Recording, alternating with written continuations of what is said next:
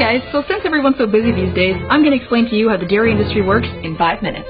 Like other female mammals, cows only lactate, or produce milk, when they're pregnant or have a newborn to feed. So the dairy industry inseminates or impregnates cows starting at the age of around 12 months over and over and over again so they keep making milk. And it's a rather routine process. You see, first the industry jacks off a bunch of bulls, sometimes using a hand or help from an electro-ejaculator, which is basically a giant cow dildo that goes into the anus of the bull until he blows. And that semen is collected and then inserted into the vagina of a female cow with a long tube, usually while she's confined in what the industry calls a rape rack. And sometimes they put their fist right into the anus of the female cow, to loosen the area. To make the process as effective as possible. What are you feeling for in there when you... Oh, it's a bit jumpy. I think I would be if someone did that to me.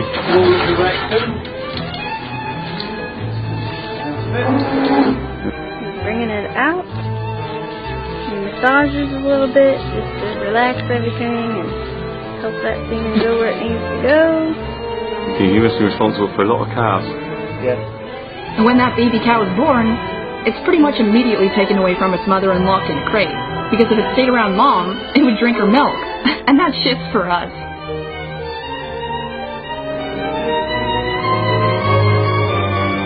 And you see, a mother cow's bond with her young is very strong and affectionate. And she sometimes cries out for days in search of her baby. But nobody gives a shit.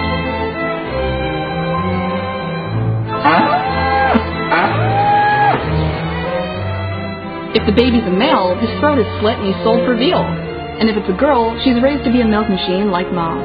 So dairy cows are continuously, repeatedly kept pregnant their whole lives to keep them lactating. This leads to premature aging, exhaustion, and mastitis, a painful yet common condition in dairy cows, which is inflammation and sometimes infection of the udder.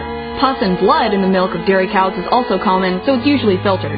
But not completely, because in Europe, Australia, New Zealand, and Canada, up to 400,000 somatic cells are legally allowed in every milliliter of cow's milk. And in the United States, 750,000 somatic cells per milliliter. In Brazil, 1 million. And somatic cells, most of which in this case are white blood cells, are the same thing that erupt on the top of a big zit, so you could call it pus. The more bacteria, inflammation, and infections, the higher the somatic cell count. But don't worry, there's a limit. And when a dairy cow is finally too physically and emotionally exhausted to continue on, she collapses. These cows are called downers, and they are dragged out by whatever means to be killed and sold for beef.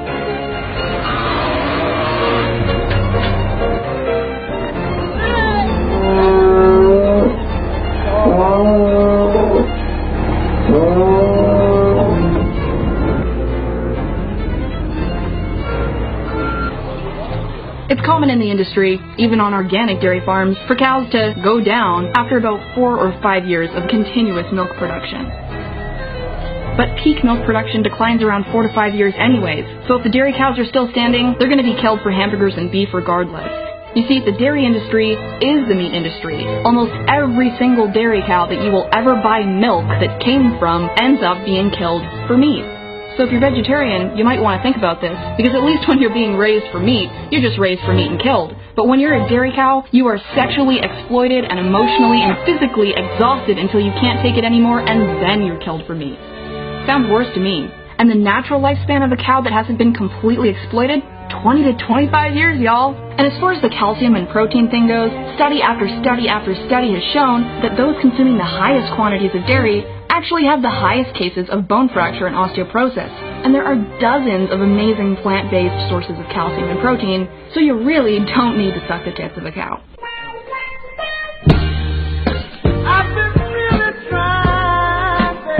I mean, the dairy industry has wormed their way into education systems, nutritional programs, and media to convince us that we need to drink milk.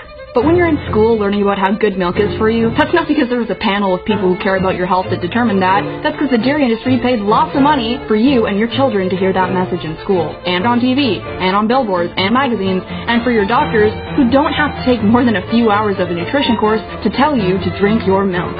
You see, rhino milk is for baby rhinos. Dog's milk is for baby dogs. Cat's milk for baby cats. Rat milk is for baby rats. And cow's milk is for humans? For baby cows. And vegans are crazy? Dairy is fucking scary.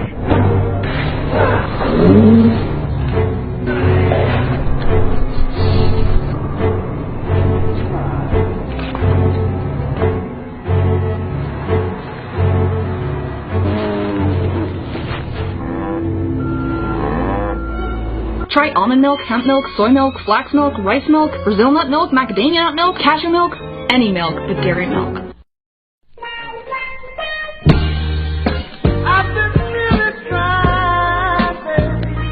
She's got a nice, beautiful slick coming out.